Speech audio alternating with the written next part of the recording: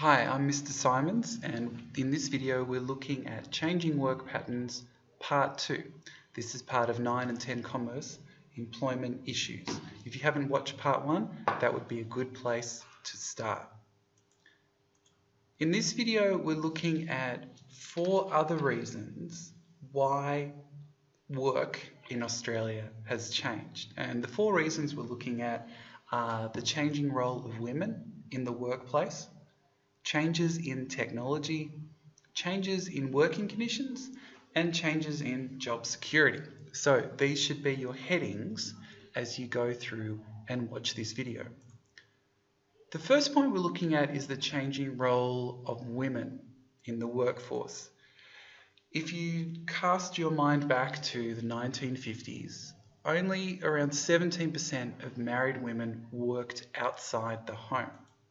Now, women account for around half of all employees in Australia. It's been a major shift over this period of time.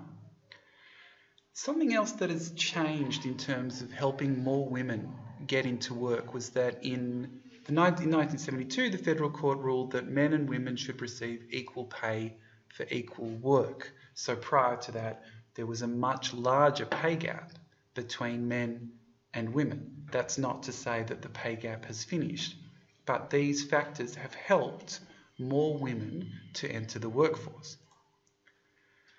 Another thing to think about is that over this time there have been many equal employment and anti-discrimination laws passed.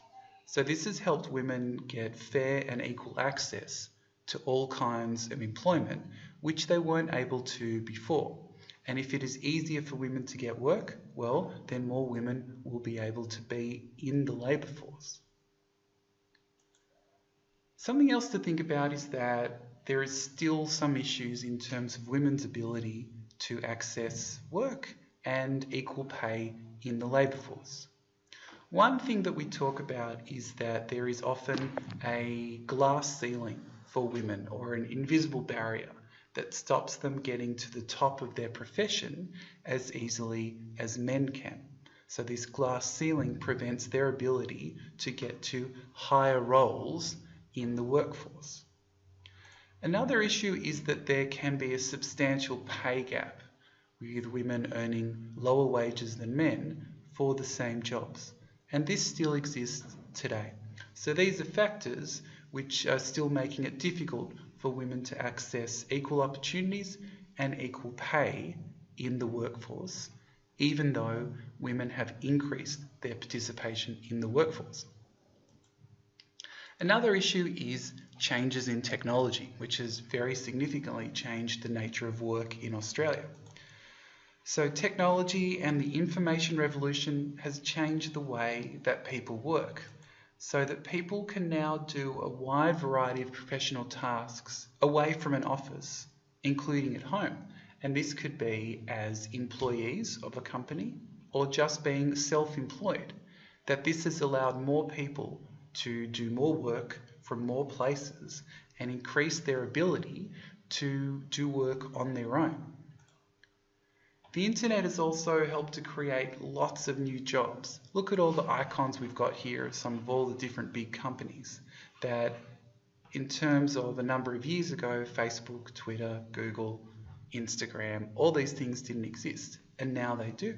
And this has created many more new jobs for people to be able to get that are based around technology. Another thing that has changed the nature of work is this idea of changes in working conditions, particularly around flexibility. Now, this image will make sense in a minute. Employees these days want to balance work and family responsibility more effectively. So this swan with the family is trying to balance out their responsibilities with work, and employees really want more time away from work.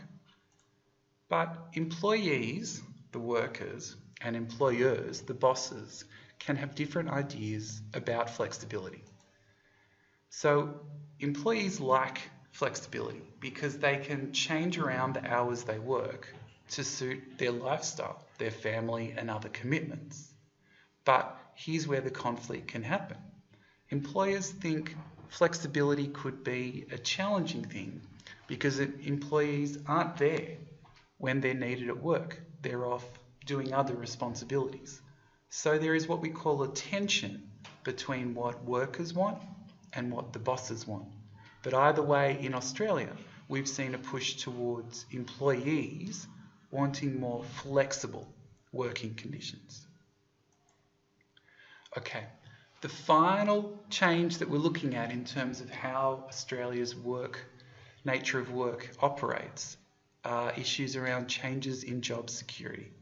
And we've got two people here. We've got a janitor getting ready to clean up, and we've got someone's desk ready to do their technology-based work.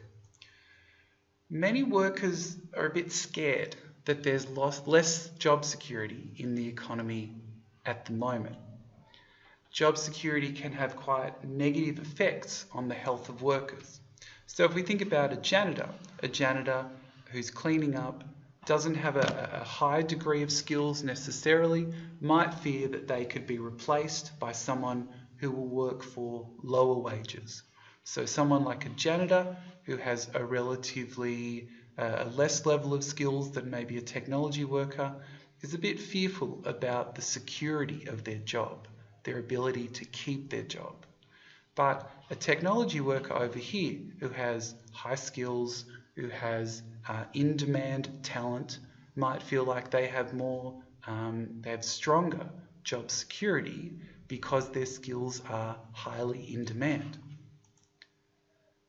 So the idea here is that some people argue that while jobs in some industries are less secure, like for a janitor, there are more opportunities in other industries, such as in technology, so that some professions have less job security, but others have more job security.